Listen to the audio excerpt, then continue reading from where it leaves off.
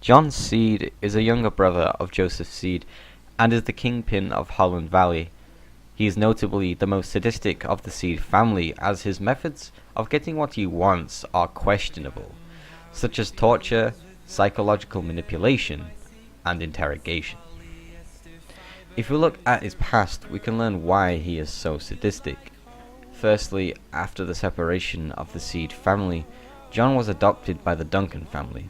They were a highly religious and wealthy family. However, they believed John's soul was tainted, so they tortured him psychologically into confessing all sins he has committed through interrogation. In one case, when John was younger, he was taken into the kitchen by his parents and beaten senseless until he confessed yes. As you know is his motto. John knew that even if he had no sins to confess in his mind, he would have to make them up. So, this is where he learned how to be a master of manipulation, being able to disguise himself to whoever he wants to be. He truly became a force to be reckoned with from such an early age. Joseph says that when John was a child, he was a kind and loving boy, which made him an easy target to exploit. Later in life, he attended a prestigious East Coast university studying law. Being the smart, manipulative man that he is, he graduated top of his class and became one of the highest achieving lawyers in Atlanta. As well as this, he inherited a large amount of money from his parents' death.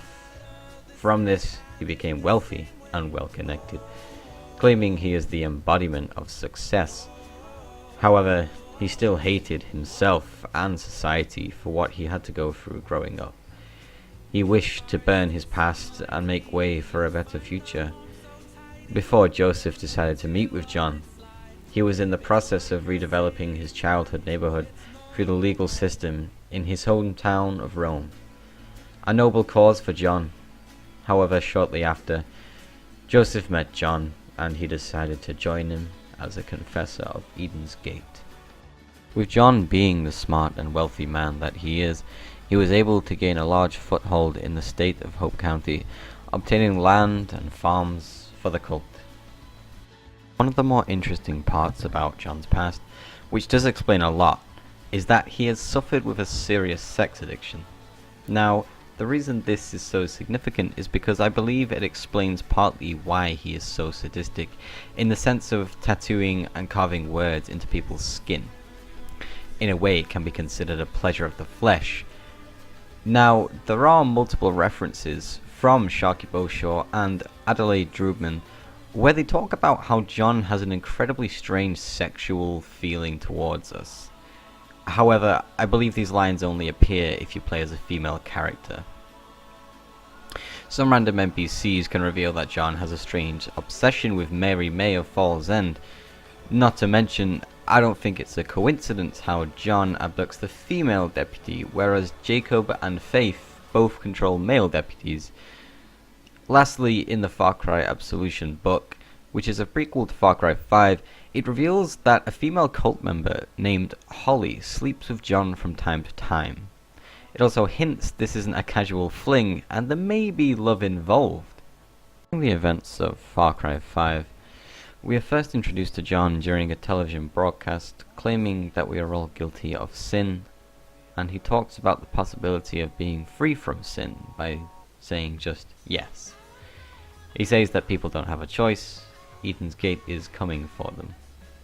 Interesting how he claims to be saving them, yet throwing out all sense of human rights by doing so. To me, they sound more like Deus Vult Crusaders, saving infidels from sin because God wills it. However, in this case, Joseph wills it. First encounter with John is when he sends a hunting party to capture us. We are then brought forth to the cleansing. John welcomes those selected at the cleansing to Eden's Gate. However, we are not welcomed, as we are unclean, being forced into the water for a cleansing until Joseph comes to stop John for abusing the cleansing. He says to John that we are not beyond salvation, and in this scene we can speculate that, like Faith, John fears Joseph. Our second encounter with John is when he sends another hunting party, bringing us to his bunker. We are put in a dimly lit, sadistic-looking room with Deputy Hudson, both of us being tied to chairs. At this point, John talks about his childhood, specifically when he was beaten by his parents, teaching him the power of the word yes. Similarly, he talks about cleansing and how everyone has their sin tattooed on their flesh for all the world to see. For us, John believes we are so prone to violence being a solution that we must be the incarnation of wrath. After this, he rips open our shirt, saying it is time for atonement. And who will go first? We have the choice of saying yes or refusing to comply. If we refuse, John will writhe in anger, then pick us himself. Our final encounter with John is when we cause enough damage to his operations. He captures False End, ordering us to come to the church so we can save our friends. When we enter the church, we are captured and knocked unconscious. After we awake, John is finishing a tattoo carved into our chest called Wrath. On a side note, John has his own carved tattoo of the sin Sloth on his chest. We are then brought forth for atonement. This is where we find Nick Rye, Jerome, and Mary May, all present and awaiting their turn. We find Nick has the tattoo agreed on his chest, as in John's eyes, he thinks only for him and his family, not for others. Anyhow, Nick is forced to comply to the word of Joseph and atone for his sin. Nick then refuses to atone until John whispers something in his ear. Now, we don't know exactly what this is, but I imagine it to be a threat to kill his pregnant wife and all of False End. Of course, Nick then complies. He is then put to the ground by John, and the words on his skin have been literally ripped off. It's quite a sadistic scene, and it just reinforces John's character. Anyhow, Jerome was able to switch the word of Joseph with his own Bible amidst the chaos. John then moves to us, asking us to atone for our wrath. However, Jerome has a plan set out if we say yes. So we do. And lo and behold, the righteous magnum appears from the Bible, and we shoot John in the ear. If you are wondering what happens if we say no, Jerome is beaten until the Bible falls out of his hands, and the same cutscene ensues. Sadly to say, there are no differences. After this, John's men escort him out the church, to his airstrip so he may escape in his plane. There we can chase him down in our plane.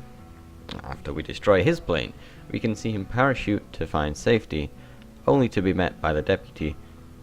We then approach John, trying to grab his key, but he recoils and locks our arm to say, "What if Jason is right? What if the world is on the brink? You all call him a madman, but look around you. Look who's in charge. This world is coming to an end. We're the ones who can save it. You aren't going to save anyone. May God have mercy on your soul." You know, I think he is right. The world will be coming to an end, and it's foreshadowed in many scenes around Hope County. But could they have handled this better? Did they really have to capture and control civilians? Could they have not just relied on the obvious end of the world for people to join them willingly? It says in the Book of Joseph, a pre-order item, that the president himself would have handed John the nuclear codes without hesitation.